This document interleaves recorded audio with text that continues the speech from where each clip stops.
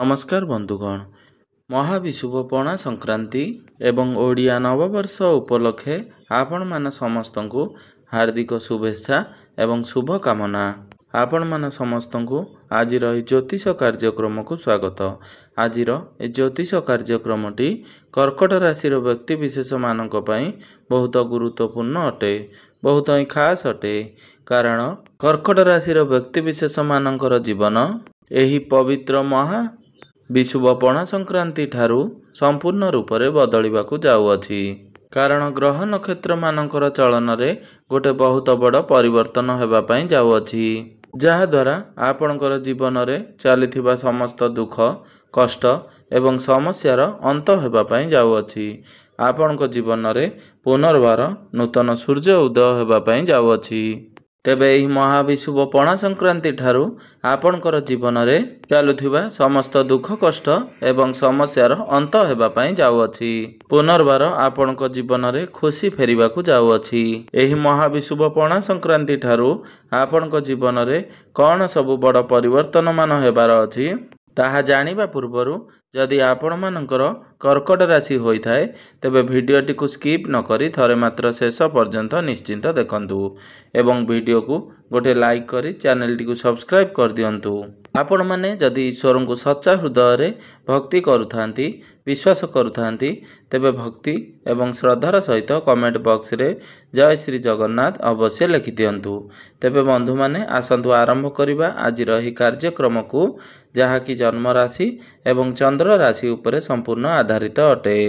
तो बंधु माने पूर्वरु आपणकर स्वास्थ्य जनित समस्या लागी रहुतला, आपणकर स्वास्थ्य बारंबार खराब हेउतला, आपणकर आर्थिक स्थिति ठीक नथिला, अर्थात धन जनित समस्या लागी रहुतला।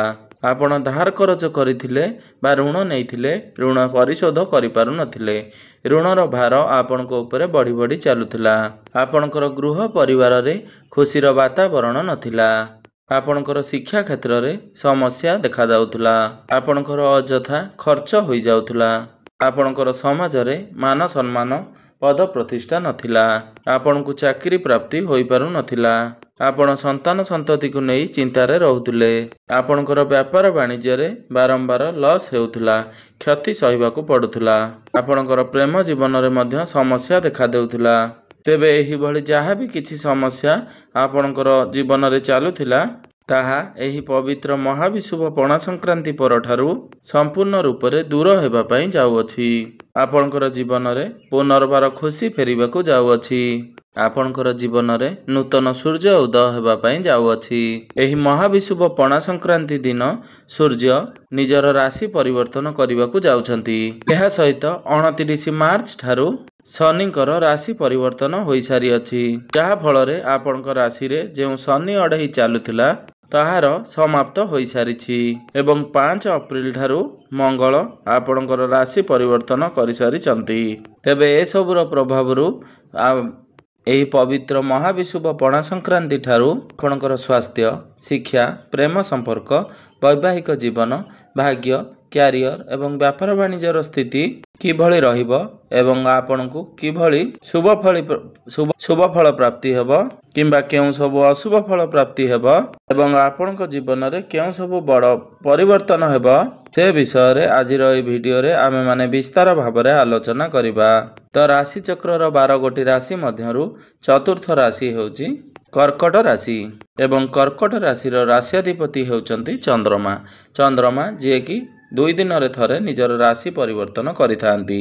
तेबे सर्वप्रथमे आसंतो जानि नेबा आपणकर स्वास्थ्य किपरि रहिबो एही महाविषुव पणा संक्रांति ठारू। तो बंधु माने कुंडलीर प्रथम भावटी होइथाय आपणकर स्वास्थ्यर भाव, आपणकर इम्यूनिटी सिस्टम रो भाव। आपणकर प्रथम भावर अधिपति हेउचंती चंद्रमा। चंद्रमा जे कि प्रति 2 दिन रे थरे निजर राशि परिवर्तन करिथांती। तो बंधु माने एही महाविषुव पणा संक्रांति परे आपणकर स्वास्थ्य बहुत खास रहिबो। आपण स्वास्थ्य को नहीं चिंता करिवार कोनोसी आवश्यकता नहीं। तेबे बुध जेहेतु शनि एवं राहु सहित आपणकर कुंडलीर भाग्य भाव तथा नवम भाव एकत्र अछंती तो आपणकर स्किन रिलेटेड किछिटा प्रॉब्लम देखा देई पारे। आपणकर एलर्जी इन्फेक्शन भली किछि छोट मोट समस्या देखा देबो। ତ ଆପଣ ଆପଣଙ୍କର ଖାଦ୍ୟପେୟ ଉପରେ ଟିକେ ନିୟନ୍ତ୍ରଣ ରକ୍ଷା କରନ୍ତୁ ବା ସତର୍କତା ଅବଲମ୍ବନ କରନ୍ତୁ। ବ୍ୟତୀତ ଆପଣଙ୍କର ସ୍ୱାସ୍ଥ୍ୟରେ କୌଣସି ବଡ଼ ସମସ୍ୟା ଦେଖାଯାଉ ନାହିଁ। ତ ବନ୍ଧୁମାନେ, ଏହି ପଣା ସଂକ୍ରାନ୍ତି ପରେ ଆପଣଙ୍କର ଶିକ୍ଷା କ୍ଷେତ୍ର କିପରି ରହିବ ସେ ବିଷୟରେ ଆଲୋଚନା କରିବା।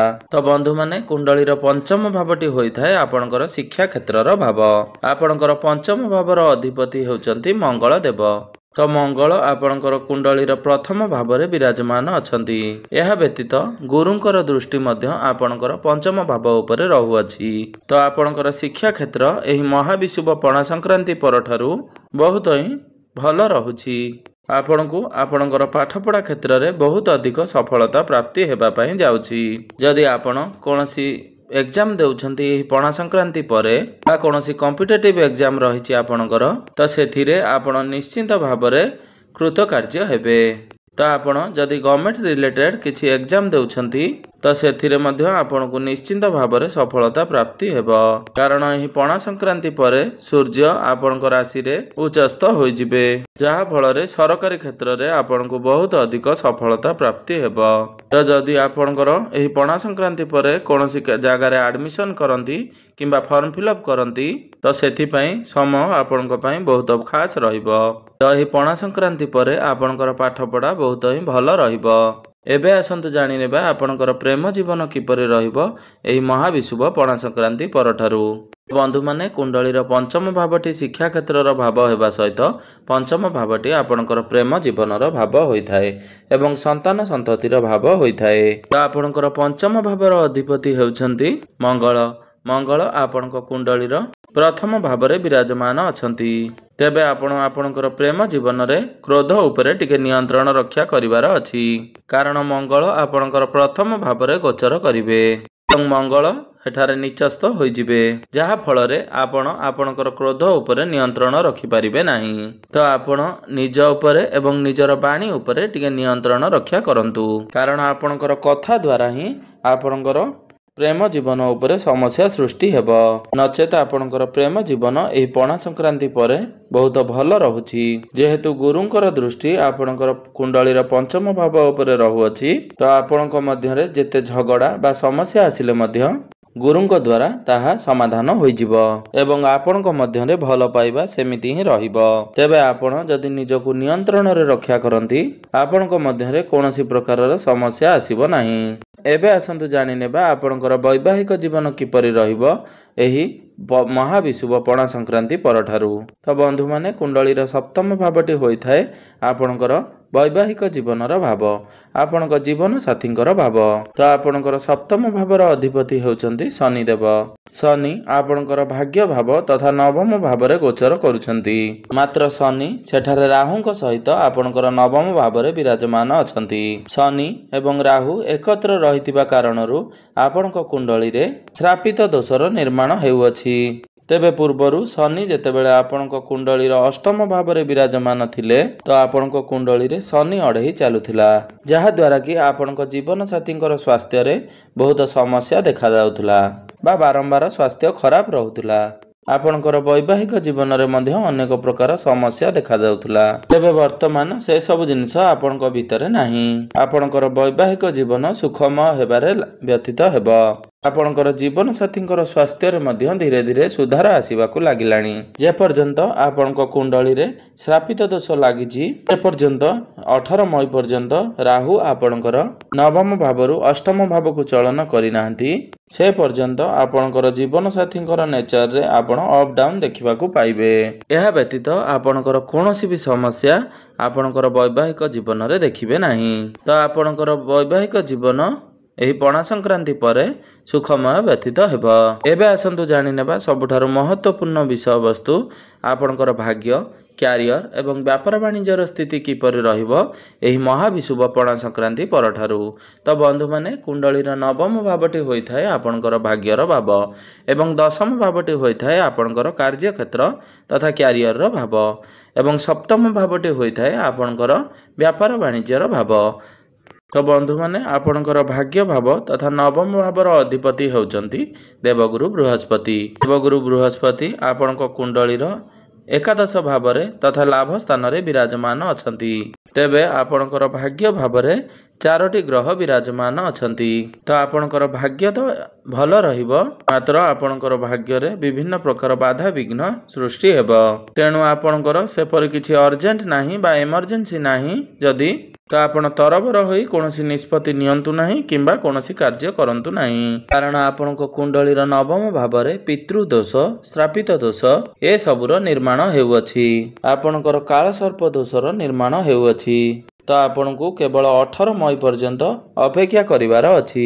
कारण सेतेबेले आपणको कुंडलीर नवम भावरु राहु अष्टम भाव को चलन करिवे।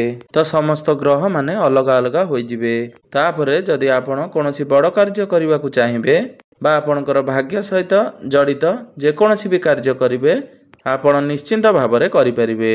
तेबे आपण एही समय जदि शुभ मांगलिक कार्यर आयोजन करने को चाहते ताहा आपण निश्चिंत भावरे करि परिबे। जदि आपण शेयर मार्केट, स्टॉक मार्केट कि ट्रेडिंग रे जदि आपण पुंजी विनियोग करने को चाहते सेथिरे आपण टिके दूरेई रहिबा उचित। एबे आसंतु जानि नेबा आपणकर कार्य क्षेत्र तथा क्यारियर किपरि रहिबो एही महाविषुव पणा संक्रांति ठारू।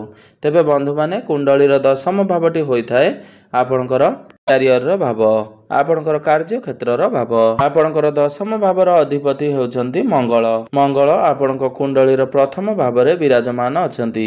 तो आपणकर कार्य क्षेत्र एही महाविषुव पणा संक्रांति परे बहुत ही भल रहिबो। आपणकर क्यारियर रे जहाँ भी किछि बाधा विघ्न आस्तुला एही पणा संक्रांति परे से सबु दूर होई जिवो। आपण जदि टार्गेट बेस जदि कोनोसी कार्य करूछंती तो आपणकर टार्गेट पूरण हेबो।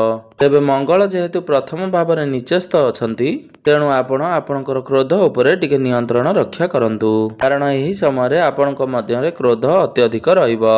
निजर क्रोध उपरे आपणकु टिके नियंत्रण रक्षा करिवार अछि। जेउ मानक पाखरे कोनोसी काम कार्य नाही बा चाकरी नाही तो एही पणा संक्रांति परे आपणकु चाकरी प्राप्त हेबार बहुत अधिक संभावना बनु अछि।